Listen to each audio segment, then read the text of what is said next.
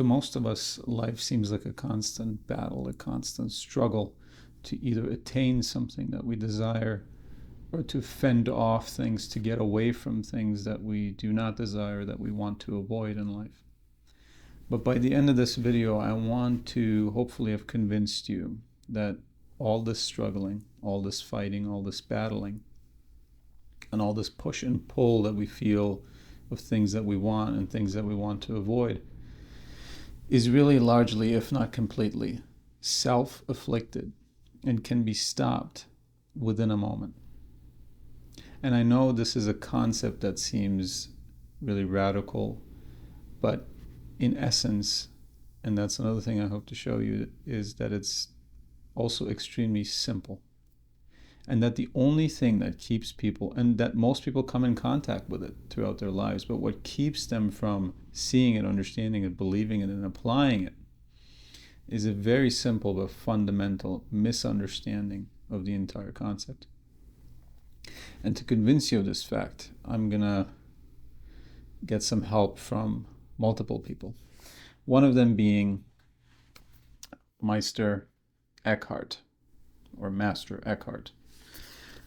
He was a German, here I'll read you. More commonly known as Meister Eckhart, was born near Gotha in Eastern Germany in around 1260. He had an illustrious career in the Dominican order, holding senior ecclesiastical and teaching posts all over Europe, including Saxony, Bohemia, Paris, Strasbourg, and Cologne. Eckhart is one of the great speculative mystics of Western Europe who sought to reconcile traditional Christian belief with the transcendental metaphysics of Neoplatonism. So he was very much a big Christian figure, a scholar, a preacher. And he has very interesting ideas and insights about the human intellect and how we suffer through it and how we can also be saved by it. And he likens the human intellect to God's intellect, who is the intellect of intellect, and how we can become like God if only we apply this God-given gift, this potential that we have. It's like Seneca says, we are born for virtue, but we are not born with virtue. We need to acquire it ourselves. And Master Eckhart is just, like we said, he's a mystic. So like most other mystics, both in the Christian as well as in the Muslim tradition, they're very poetic, they're very eloquent, and they're very emotional and get to the point in that way rather than a purely academic or scholastic way, you could say. And right on page 59 of this Penguin edition of some of his work, he says, "Now I say further that all suffering comes from our love for what misfortune takes from us. If the loss of external things causes me pain, then this is a clear sign that I love external things, and thus, in truth, love suffering and despair. Is it surprising then that I suffer, since I love and seek suffering and despair?" And that's really the heart of the matter. And just like I've called in the help of Master Eckhart calls in the help of another friend of ours, Seneca. He says, Seneca, a pagan master, asks, what is the best consolation in suffering and distress? And gives this answer. It is this, that we should accept everything as if we had desired it and prayed for it. For you would have desired it if you had known that all things happen from, with, and in the will of God. Another pagan master says, Lord, Supreme Father, Master of the highest heavens, I am ready for all that you will. Give me the will to will what you will. And here we have it. And this is what all Hellenistic philosophy, what the ancients talk about, what Christianity talks about, what Islam talks about, what Buddhism talks about, what the Bhagavad Gita talks about, and many other philosophers, schools of thought, religions, and philosophies, whoever they are, if they are in search in an open-minded and objective way of meaning, then they all come to the same conclusions. And you see someone like Master Eckhart, who lived in the 13th century, referencing Seneca, who, in his own words, was a pagan, someone who lived before Christianity. Yet he finds the same thought, and he believes in the same thought. And what is this thought? We often say in our other videos, which are much more based on people like Seneca than Christians, such as Master Eckhart, that when we do not act indifferently to indifferent things, when we love externals, when we depend on externals and not on internals, when we try to control what by nature cannot be controlled, that's when we find distress, anxiety, fear, anger, and everything else that we commonly experience in our daily lives that we want to get away from. But again, what does Seneca say? He says, if you knew that God willed it, you would have willed it too, everything that fortune throws at you. What we tend to do is, when externals such as, say, a job loss, say a fire in your house, say someone gets sick, say your dog runs away, it doesn't matter what it is. When these things happen to us, we immediately label them as either good or bad. And when we do label them as bad, we think we're in a bad way, and that we need to now fight against these things, that we need to fight to preserve something or fight to keep something away. But that is the same thing, in essence, as trying to stand up to something, to fight something that by its nature is invincible and not possible to fight, not possible to overcome. Think of it in physical terms. If you were at a beach and the water is nice and calm, but all of a sudden you see a 40-foot wave come toward you, you would not try to fight that wave. You would try to get out of its way, if anything. You would not stand up against it. You would not try to win over it. You would not try to defeat it.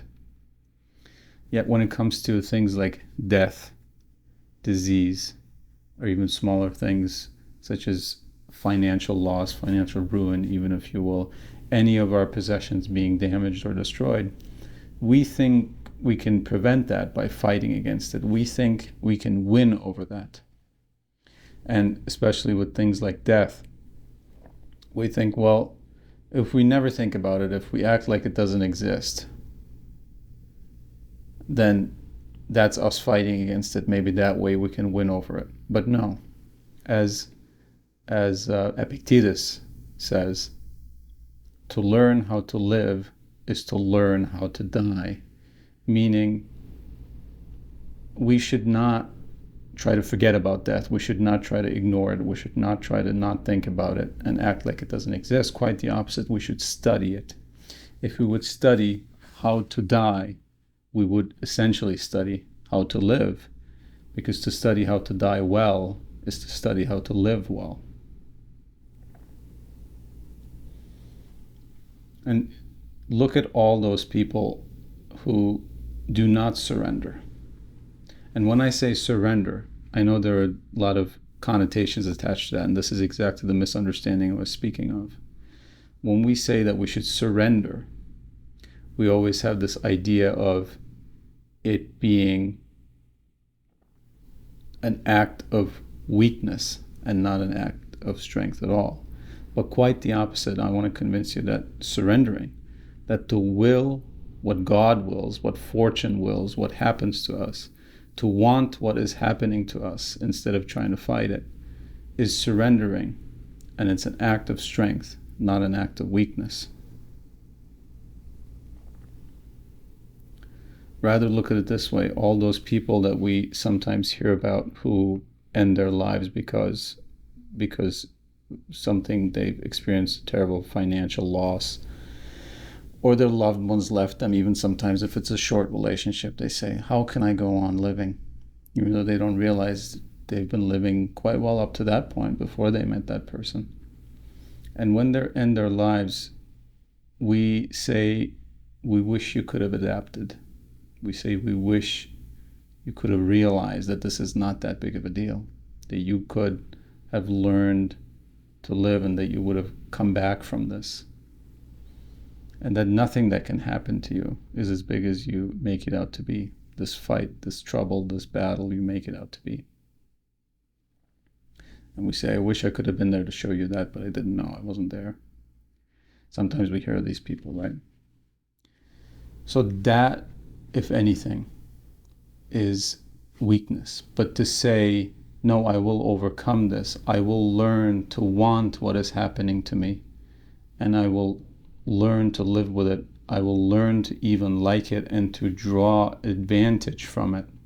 Because we talked about earlier, in every disadvantage there's an advantage, and in every advantage there's a disadvantage. But again, when we face these so-called bad things, negative things in our lives, if we learn to not only accept it, but to love it, to see it as something that is happening to us, and that we should not just wish to be over and done with it, but that we can draw an experience from it, a lesson from it, an advantage from it, and to become better through it.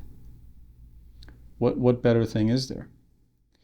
I forget who said this now, but the quote goes something like this: I step onto my misfortune, and as a result, I stand taller. And that's exactly what it is. Life throws us all kinds of things. We are the ones that label them as good or bad. But what if we labeled even the so-called bad things as good things, because we've learned how to turn them into our advantage? What if we could become better through all the so-called good things, and also through all the so-called bad things? Wouldn't life be not only infinitely be worth more living, but also would it not be a much better life? Even though we're so-called surrendering to these things, even though we're so-called submitting to them, if you try to fight something as big as a depression, an economical downturn, and your financial loss, or if you try to fight disease, illness, death in yourself or in others, you will lose that battle and you will break yourself.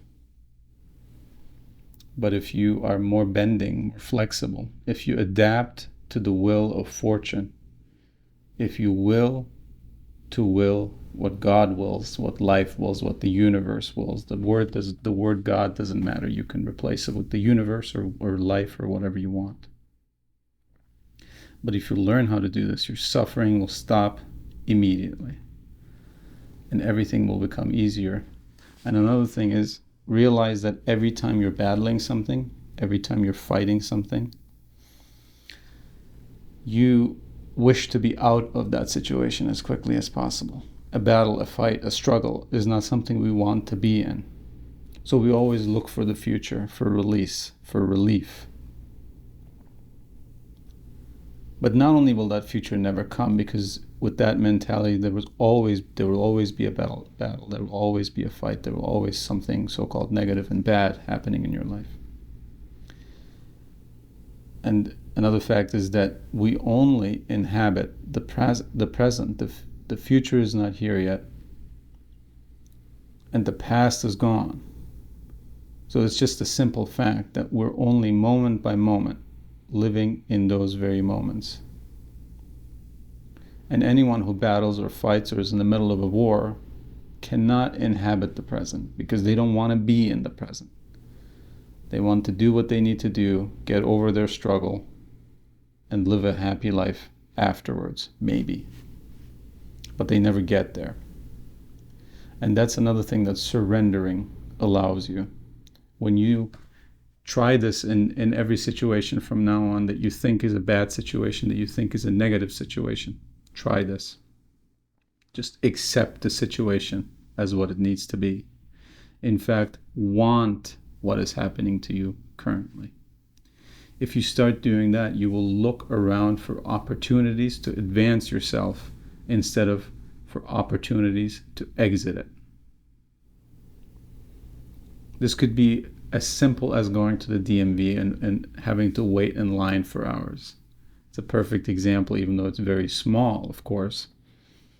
When we wait in a line like that, we just want to do what we're there to do, get it over with as quickly as possible, and we're agitated the whole time through. We never stop to think and look around. But if you accept the situation, if you say, the line is what it is, it's bigger than I am. If I fight something that is bigger than I am, I will lose. But ironically, it seems, if I surrender to what is bigger than I am, to what is stronger than I am, then I win. Because I start inhabiting the only place in life that I could possibly inhabit. And that's the present. That's the now.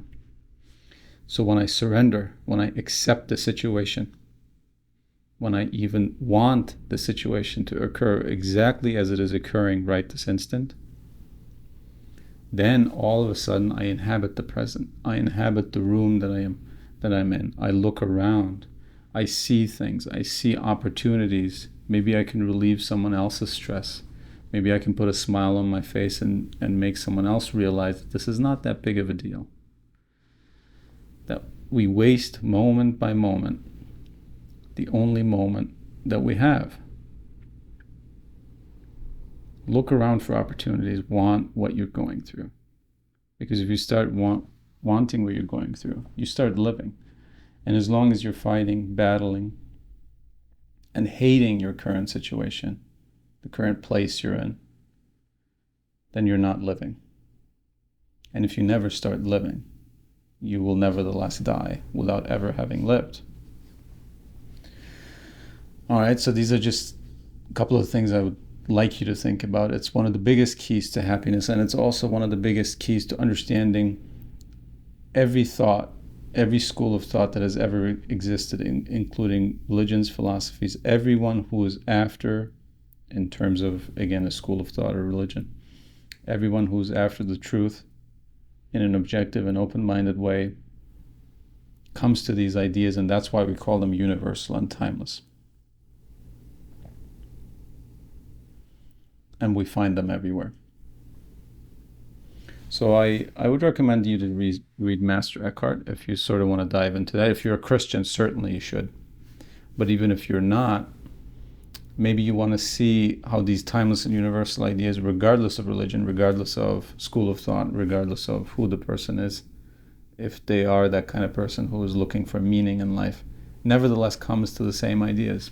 It's very interesting. All right, and then I also have a little bit of an announcement for those who are still watching at the end of this video. I thought it'd be maybe fun to do a live stream, answer some questions, just have a chat live. And in that live stream, I think I'm also going to have an announcement or two for you about the future of the work we want to do here, of the work that we can do here possibly, and that some maybe bigger things are coming. And it'll also just give me an opportunity or us an opportunity to reflect together of the sort of journey we've been on, right? A lot of people have joined. I'm a little bit amazed at how many there are now in terms of subscribers.